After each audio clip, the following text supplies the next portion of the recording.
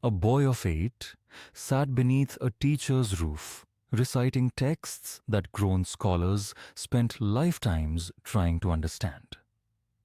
By 12, he had mastered them.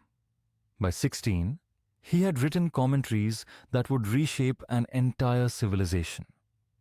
He did not live to see 30, and yet the world he left behind still breathes. The tradition he walked into was fractured.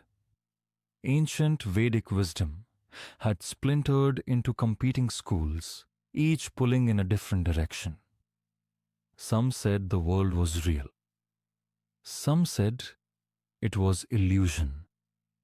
Some said the self was everything. Some said the self did not exist at all. Into this confusion, a young philosopher from the southern coast of India stepped forward, not with force, but with clarity. His name was Adi Shankaracharya.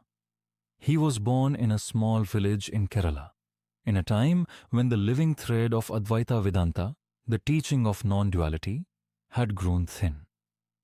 Non-duality means this: beneath all the names, all the forms, all the differences we see, there is one undivided reality. The river, the mountain, the breath in your chest. Not separate things, one thing, wearing many faces. Shankara did not invent this idea.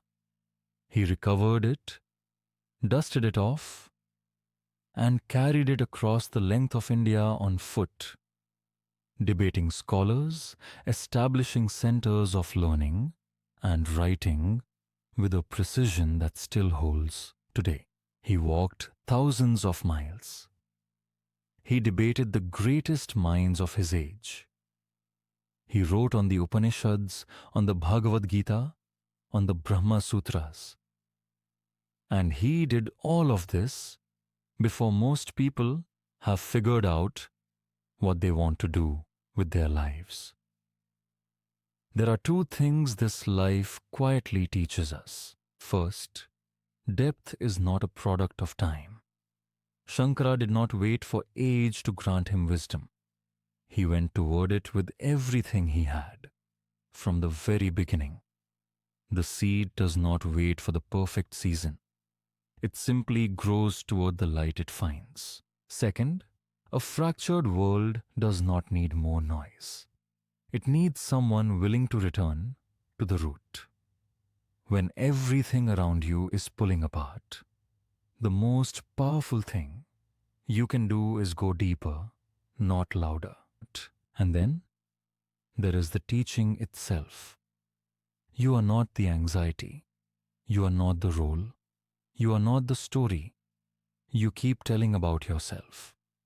Beneath all of it, something remains, unbroken, unchanged. That is what Shankara spent his short life pointing toward. This week, try one thing. When you feel scattered, when the noise gets heavy, sit for 2 minutes and ask yourself quietly, what in me has not changed? Not your mood, not your opinions, not your plans. What is the still part underneath all of that? You do not need to answer the question. Just let it sit with you, the way a stone sits at the bottom of a river, undisturbed by the current above. If this brought you a moment of stillness, subscribe and walk this path with us. A boy who lived 32 years moved something that has lasted over 1,000. Perhaps the length of a life was never the point. Perhaps it was always the depth.